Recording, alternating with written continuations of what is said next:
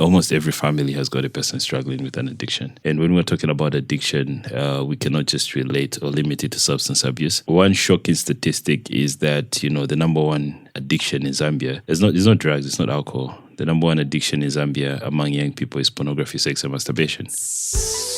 Welcome to Reclamation, the podcast where conversations meet practical insights, guiding you through the maze of behavioral science to empower better public health outcomes. With a passion for bridging the gap between medicine, psychology, and sociology, Tabo brings a unique perspective to every episode. Get ready to reclaim your understanding of health and behavior. This is Reclamation. Welcome to another episode of Reclamation Podcast. In today's episode, we're going to have a conversation with a very knowledgeable and inspiring individual. He's an addiction recovery coach, he's a substance abuse activist, and he's a public health specialist as well.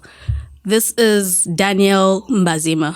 Welcome to Reclamation, Daniel. Thank you so much for making the time. I know how busy you are and how many hats you wear. So, thank you so very much. I'm glad to be here.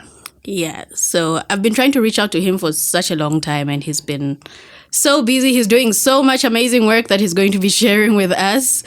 And I just want to start by finding out why he does what he does. The addiction recovery coach, substance abuse. Where did that come from? So it's mainly out of lived experience. Yeah. I struggled with drugs and alcohol for a very long time, 12 years actually. During that time, I got expelled from 2 medical universities. Wow. I got arrested a couple of times. I was admitted to China 16 times. And to some extent, it was almost suicidal. So as I am right now, I'm 6 years sober. That's 6 years drug-free, 6 years alcohol-free. Congratulations. Yeah, and I have dedicated my life to helping people struggling with substance abuse. So that's where everything's coming from. So it's lived experience, passion, and pretty much anything that has to do with substance abuse, especially in Zambia, as well as mental health, that's something that I'm very, very passionate about. Wow, yeah. Okay. So you mentioned you've been there 16 times. Were you actually, is that an estimate or you're actually keeping count? The last time I checked, it was 16 times. And there were times when it wasn't counted. So it was a long time. It could be maybe 20 plus. Mm-hmm. Yeah. Was this 16 times over a certain period of time? Like over what? Spanning of how many? In 1 year, in 5 years?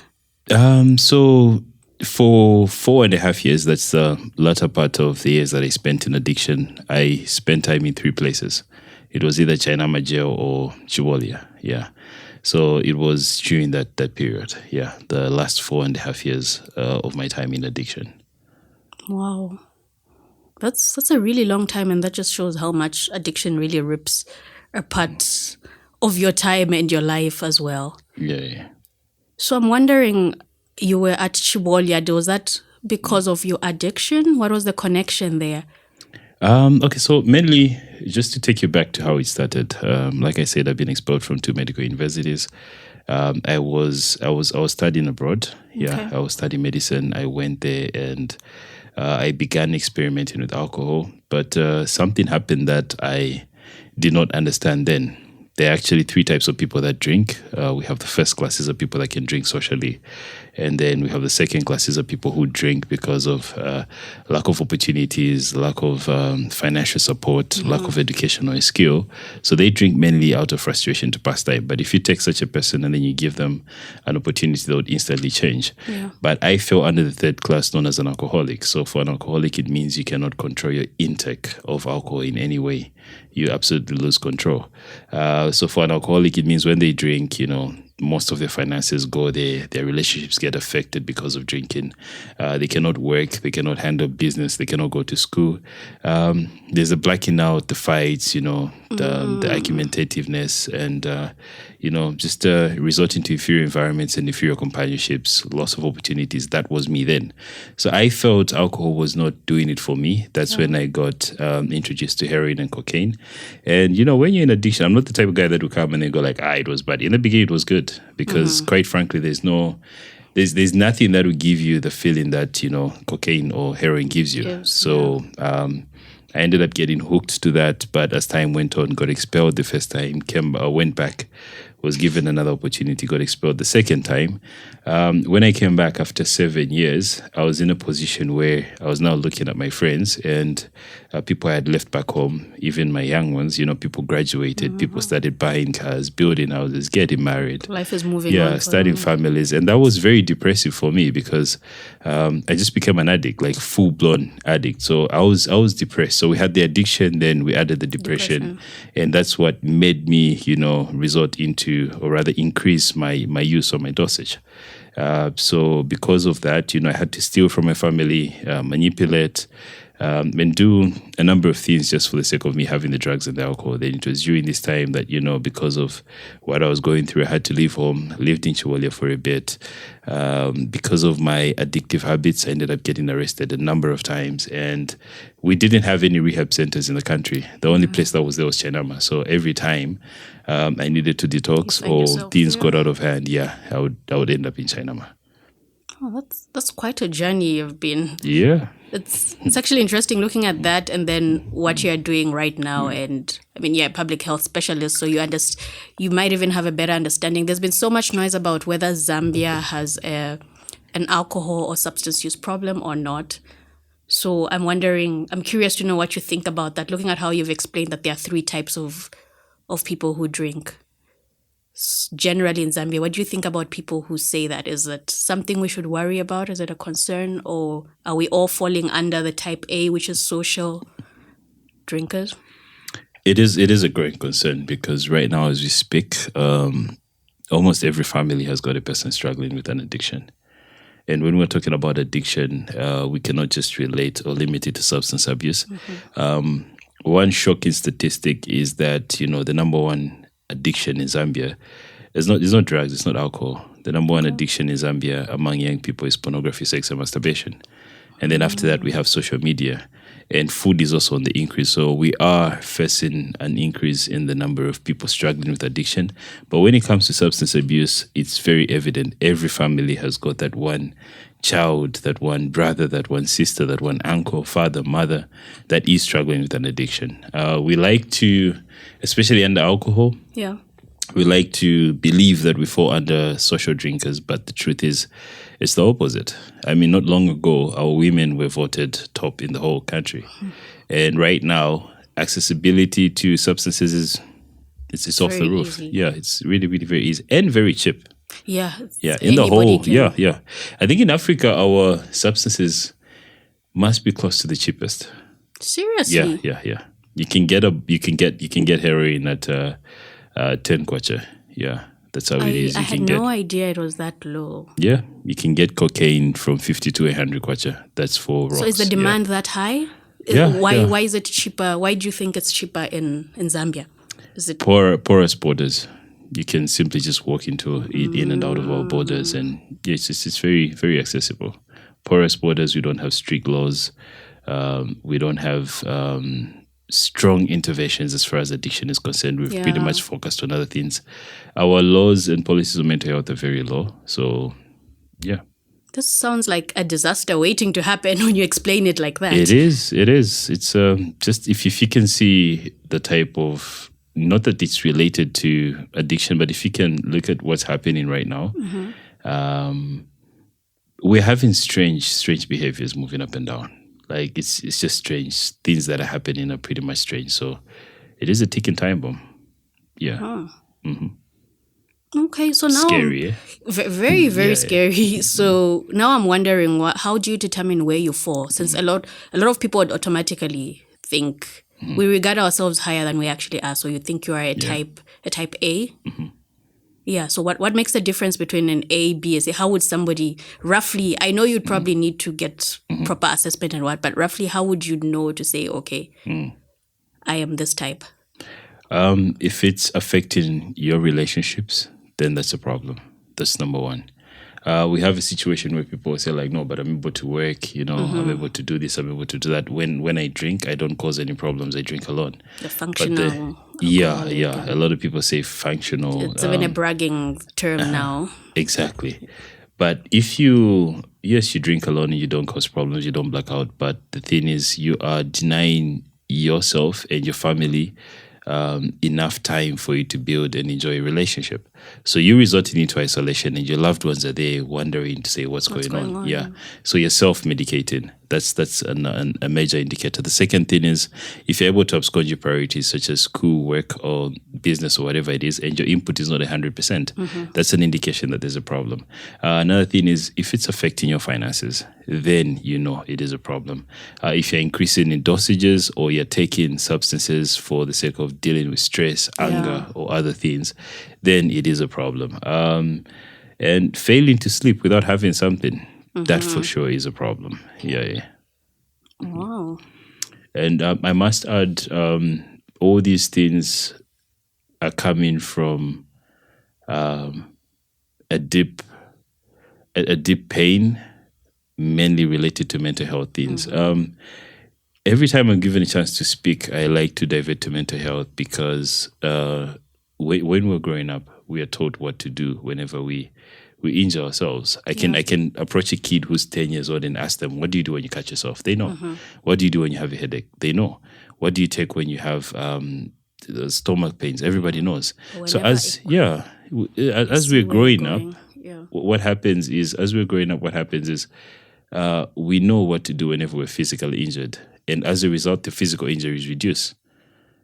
But what increases, on the other hand, are psychological and emotional injuries. Injuries such as failure, injuries such as, unemployment, injuries such as disappointment, injuries such as heartbreak, injuries such as, not feeling like you're good enough. All those things keep increasing. Financial stress lately among young people, all these things keep increasing. And they make us so tense and so angry. And as a result, we need to cool off and we need to find something that's going to calm us down.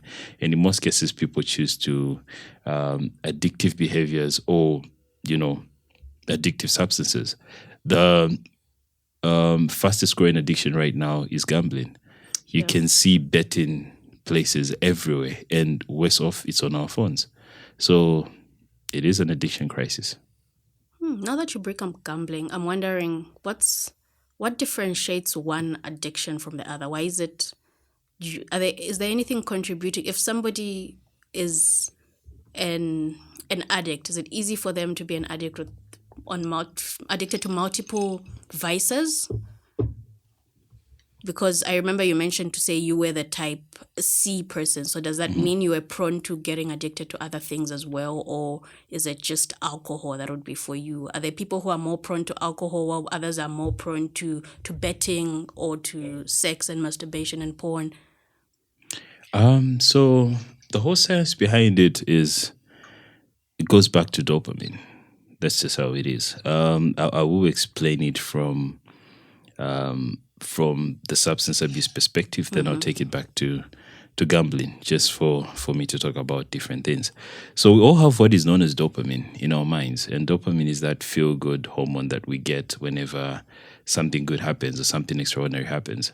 For instance, we will be having this interview, but if my phone flashes and I receive money, there will be a switch up in attention.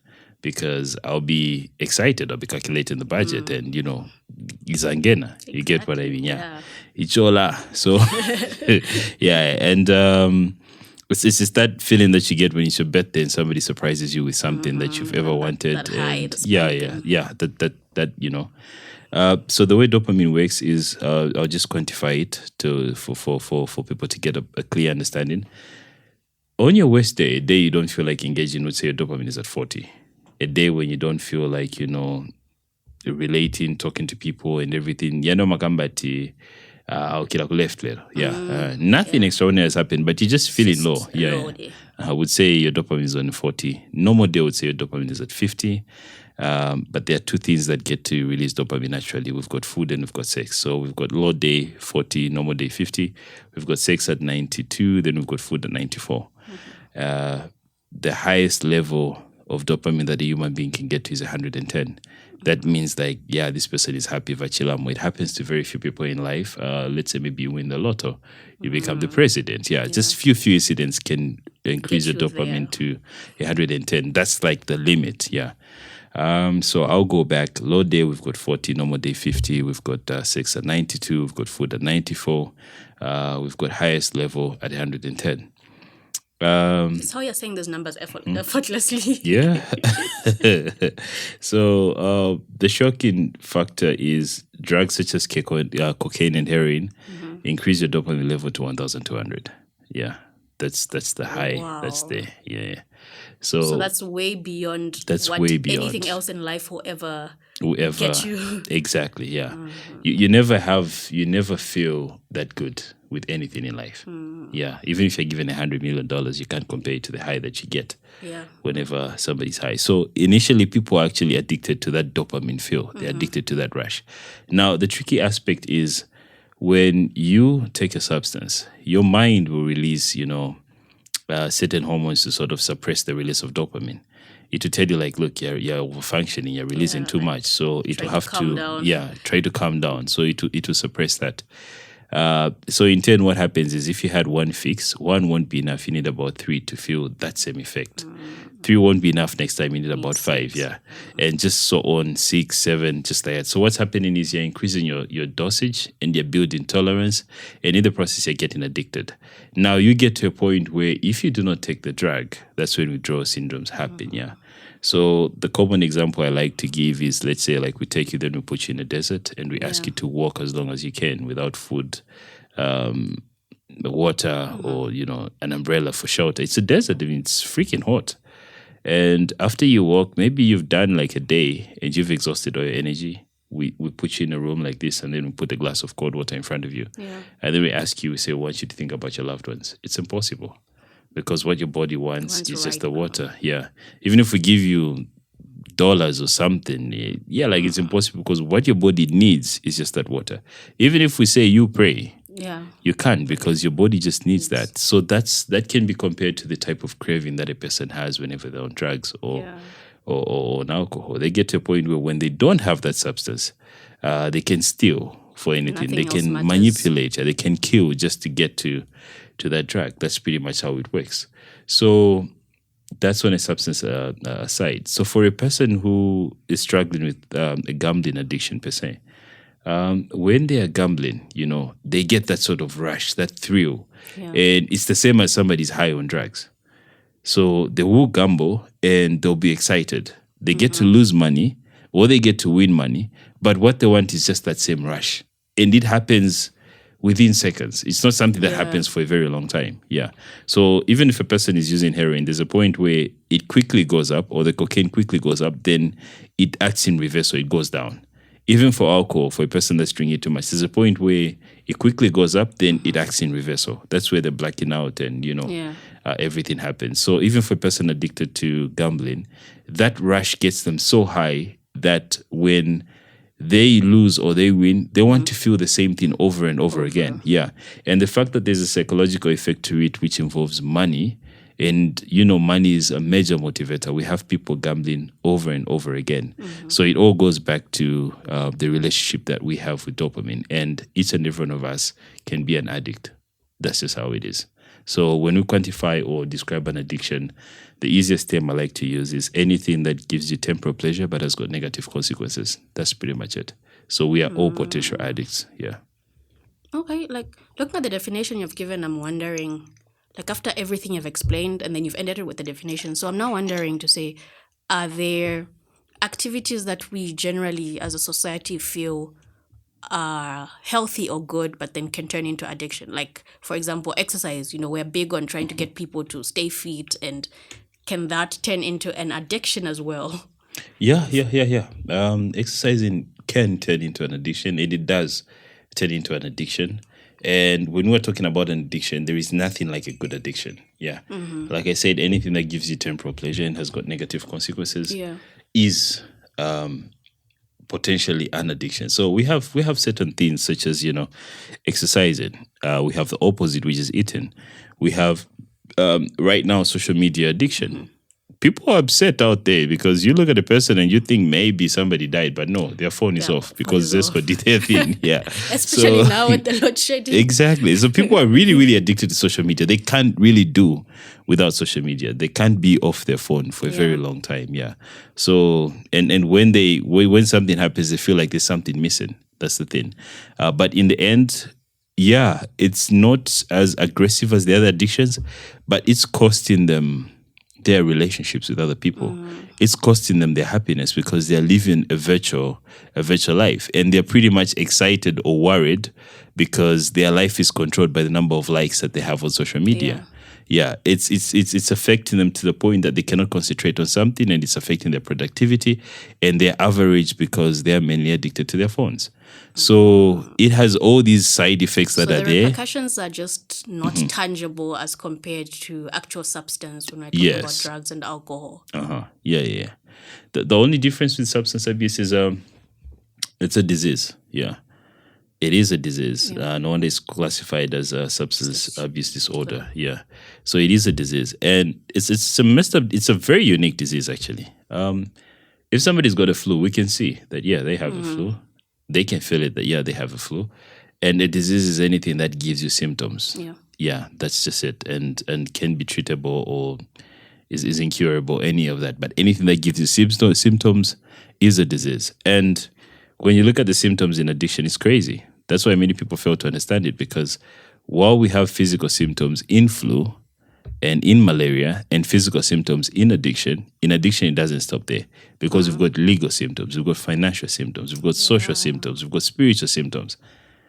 So it's different. No wonder there's no cure, because everybody's just trying to figure out what can be done. Wow.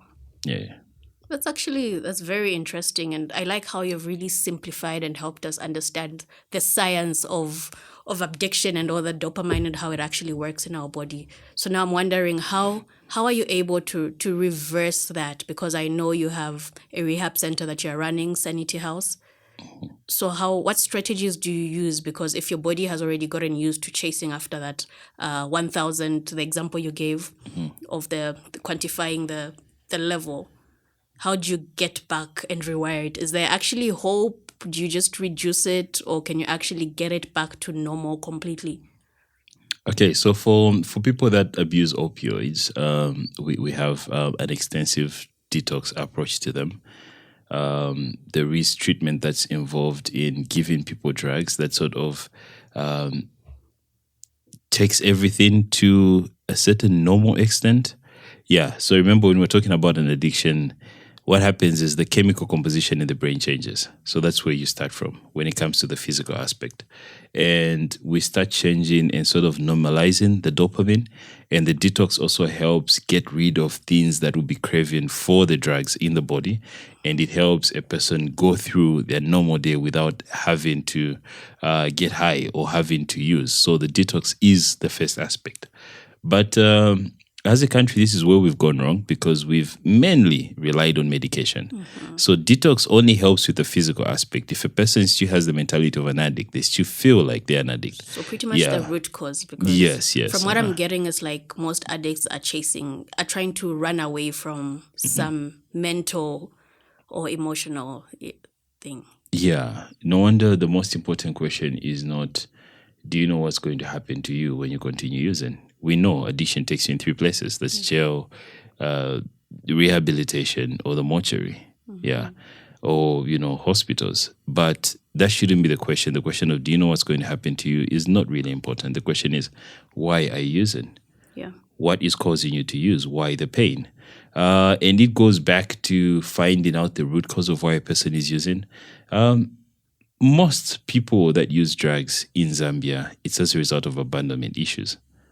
That's the thing. So you have parents who are there, but they're not there because everybody's pretty much busy. So people don't really know how to parent and raise kids as it is in Zambia. That's a very interesting thing you brought up, because I think when we talk about abandonment or think about it, we're thinking about parents who are not actually physically present, but we forget that there's the emotional part of actually being a parent that leads to that. Yeah. I'll give you an example. In Zambia, people only raise kids from grade 1 to grade 7. That's how it is. Yeah. from grade 1 to grade 7, you know what your child is going to wear. You know the food they eat. You know the friends that they're playing with. You know their favorite color. You know their toothbrush. You pretty much know everything about them. Grade 7, they make the decision, and that decision is dependent on where they're going to go, depending on how they pass. So from grade 8 to grade 9, the keffi changes from 16 to 18. Yeah. Grade 10 to grade 12, parents are aging, so you're only spending at most about an hour with your children because you're coming back from work, you're tired. They're coming back from school, and you pretty much don't know what's going on with them. So the people that influence them and whoever they find in university or college or whatever has a strong, powerful presence on their decision making. Yeah. So as a result, abandonment issues are actually number one. And we tend to spiritualize everything. As long as you know your memory verse, then you're good to go. But that's not how it's supposed to be.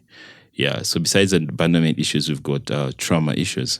Yeah. So if you got exposed to something while you're very young and your brain was not mature enough to handle that psychologically, then there are higher chances that you most likely will get to that. And trauma comes in many forms. And the most common one is abuse that happens in the home. Yeah. So those are some of the things. Then we've got peer pressure. And then we've got curiosity, where people just want to try out different things. So we have quite a number of causes. And if those are not addressed, then there is a problem. So remember, I talked about detox first, which helps physically. Then we go to the counseling, the therapy that involves and helps a person mentally. And then there is a spiritual aspect to it as well. Yeah. Okay. So I like how you've brought up the aspect of abandonment and childhood traumas and them showing up through addiction. So I'm wondering, a lot of parents or a lot of people in the older generations have this theory or opinion that issues to do with addiction, issues to do with drug and substance use have been on the rise in the past with our generation. Is that, do you think there's some accuracy to that? Because they even throw around words about how this generation is not as resilient as the past generation. Times are changing. Times are changing. I was having a conversation with somebody, and with 360 back then you could buy a car. Now you're buying a bag of Millimil. You get what I mean? So the pressure is too much. This generation is going through a lot of unemployment, and even when people find employment, it's not enough to cover their needs. Yeah, you need 3 or 4 employments. Exactly. Yeah. There's an increase in divorce, and failed relationships. There's an increase in suicide. So there is so much exposure to social media. The world is moving fast. So there are many, many triggers, many, many psychological injuries that are taking place. And we're a lot. This is not like the 1980s when people were few and opportunities were many. So we're a lot. So as a result, stress levels are off the roof. And it's just the timing in itself. Every time comes with its own challenges. And unfortunately, this is a time where we're having a mental health crisis. So as a result, we're prone to see all these things that are happening. Yeah, that's actually, so from what I'm getting, it's even as we are developing and being more innovative and having tech and all this globalization, we're having so much good that has happened over the past 20, 30 years, but that good also comes with some bad, and I think we don't actually see it that way. Yeah. So like I said earlier, we know what to do whenever we are physically down or physically sick, but ask a person, what do you do when you're going through failure? What do you do when you lose a loved one? What do you do when your heart is broken? What do you do when you feel like you're not good enough? People don't know. Yeah. So despite scientifically proven methods that are there and exist, people still don't know. So what do you think can be done about that? How do we get people to know, like, we are now the parents of the next generation? How do we get ourselves and also the generation we'll be raising to actually know? Sensitization as well as more information on mental health, because as it stands, there's a lot of stigma against mental health related problems and a lot of ignorance when it comes to mental health in itself. So we need a lot of sensitization. The same thing that is being done in terms of financial literacy in schools and curriculums changing. people need to know how to cope and deal with stress. Otherwise, they're going to go to something that will give them a false hope. And what exactly is the false hope? Drugs and alcohol. Yeah. Because that's the only thing that will give you a perception of you're going to be happy and you're going to get rid of things. Yeah. So, but then it's a quick fix, but not really fixing anything per se. Yeah. Okay, that's actually very insightful. So I'm wondering, because I know you mentioned about how this is kind of taking us back. Like, how do our systems contribute as well to addiction? Because I know some countries have higher levels than others. Like, what are some of the things that actually contribute to those discrepancies that we see across different countries? Why are some communities have higher level than others? Because I'm sure the rates in Lusaka might not be the same with Copperbelt or not the same with South Africa or Uganda. Like, what are some of the factors that you've noticed? Accessibility, availability, and affordability. Those 3 A's are a major problem. Okay. Yeah. In any, in Lusaka right now, in every residential area, you can get alcohol within 100 meters of wherever you are in any residential area. That's bad. That's really, really bad. You can get your hands on alcohol 100 meters from wherever you are, even from here. Yeah, like you have to count just 100 meters. You can get yourself alcohol anywhere. That's how bad it is. That means it's very accessible. On top of that, it's not only adults that can do that, even children can do that. So the laws in itself are really, really not encouraging. On the other hand, also, we don't have coping mechanisms. And as a nation, we've gotten to accept that, drinking is normal.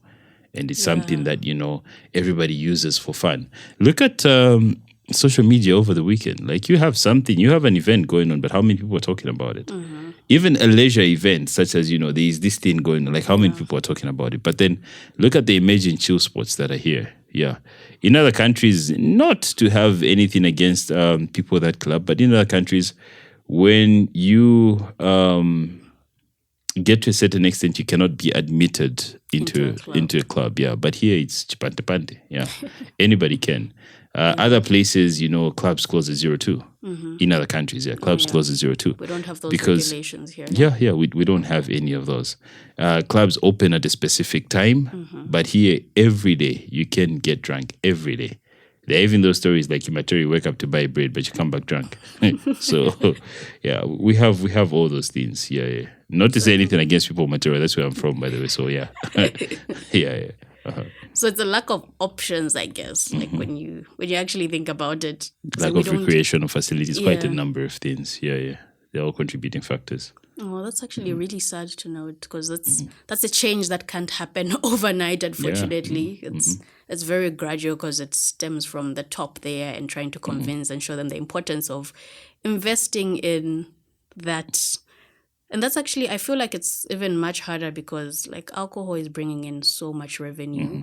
So it's like even as you are trying to cut down on that, generally as a nation, you should be able to replace that revenue that might be lost. That's the same with betting companies. They're paying a lot in terms of taxes. So looking at economic hardships, what's the better option? So there's so many systemic contributors as well, barriers as well to that.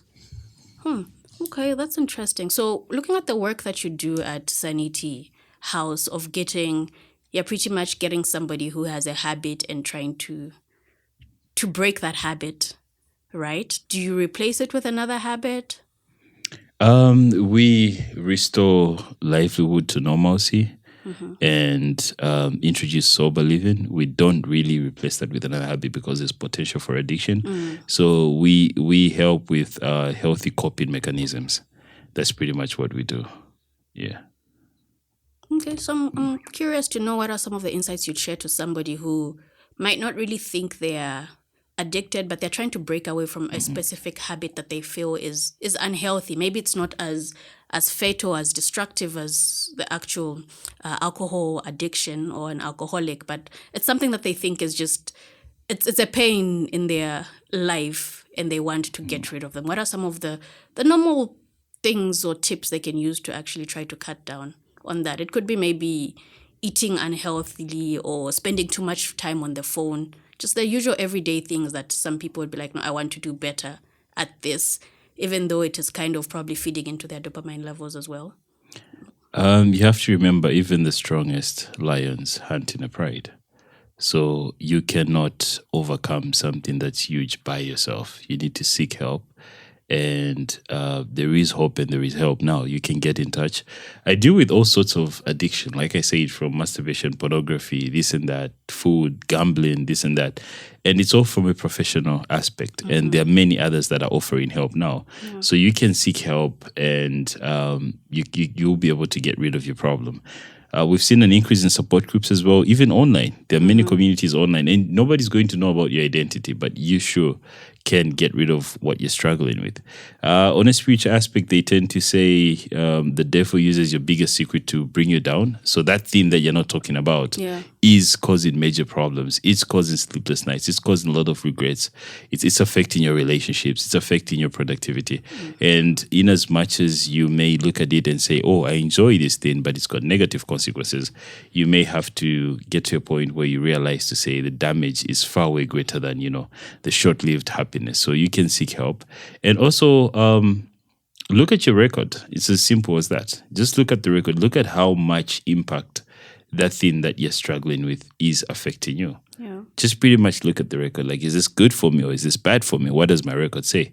And once you come to that sincere conclusion, only then can you seek help, and that opens the doors for you to get well and relieve what you're going through. That's very, very helpful. Thank you so much for sharing. And what are you working on? What could we look out for, Daniel Mbazima, with Sanity House and the work that you're doing? Anything new that you've been up to? Anything that you're working towards? The research, we've got a lot of information on alcohol itself, but we are researching on drugs, and we are coming up with tailored interventions that are applicable in Zambia. Yeah. We are not trying to borrow stuff from elsewhere. Like, yes, we are getting stuff, but then we are making it more Zambian now. Yeah, to offer help. We've been trying to push also for substance abuse, laws and reforms. At least there is a policy now. So we're working with various stakeholders in terms of, offering better solutions. Yeah, there will be a big announcement coming soon. So, yeah. It's not yet confirmed, so I won't say anything. That would be the first ones to know about it. But sure. Anyway, thank you so much. So how can people find you if they want to have more conversations on this, want to understand addiction and recovery better, or want your services or to be helped out? How do people find you? You can follow our page on Facebook. It's called Sanity House Rehabilitation Center, and we'll get back to you as quickly as possible. Yeah, and if you want to have a one-on-one or speak to me directly, my name on Facebook is Daniel Mbazima. So just type in Daniel C, then it will come through Daniel Mbazima. That's my name on Facebook. My personal phone number is 0975-849489. So I will say that again, 0975-849489. That's it. Okay, great. I'll share the links to the social media platforms so that people can easily just click on the show notes and be directed right to it. Is there any question you wish I had asked? I'm good. Sure? Something we need to do. You have so much knowledge. There must be something. You're like, No, I'm good. Okay, we just had a very insightful conversation with Daniel Mbazima, the founder and the director of Sanity House. He is a substance use activist, substance use activist and a recovery coach, and he's also a public health specialist. So he taught us so much about the science of addiction, understanding how we get hooked, and the that sentence was it should be cut. You've memorized it. It was all over the place. Okay, so that was Daniel Mbazima, a substance use activist and a recovery coach, and he's also the founder and running Sanity House, a recovery house found in Lusaka, Mutumbi area. He shared so much insightful knowledge about the science behind addiction, how people get hooked, and the different aspects and factors that contribute to addiction in Zambia. He, again, went ahead to share just how much having knowledge and being able to actually understand the root cause of what is leading to your actions is very important. Thank you so much, Daniel, for coming through. Till next time. Thank you so very much. Thank you for joining me till the very end. In the world of behavioral science, every ending is just the beginning of something new. Please remember to subscribe, leave a comment, and stay tuned for more adventures in behavioral science as we continue our journey towards a healthier, more informed decision making. Until then, stay curious, stay vigilant, stay healthy. This is Thabo Lukato Hadunka signing off from Reclamation.